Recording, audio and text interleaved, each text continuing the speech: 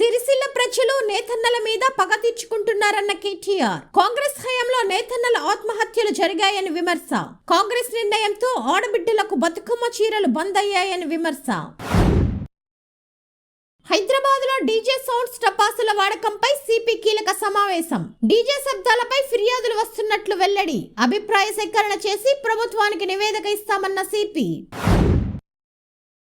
MUDA scam లో సిద్ధరామయ్యపై ఆరోపణలు. సీఎంను విచారించేందుకు governor అనుమతి. గవర్నర్ అనుమతి ఇవ్వడం చట్టబద్ధమేనన్న హైకోర్టు. సిద్ధు రాజీనామా చేయాలని బీజేపీ జేడీఎస్ డిమాండ్.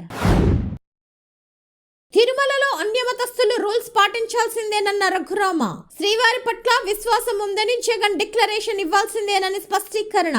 పాప పరిహారం కోసం జగన్ ను స్వామివారు తిరుమలకు పిలిచారని వ్యాఖ్యలు. విజయసాయి అచ్చెన్న మధ్య పేలుతున్న మాటల తూటాలు. పంచభూతాల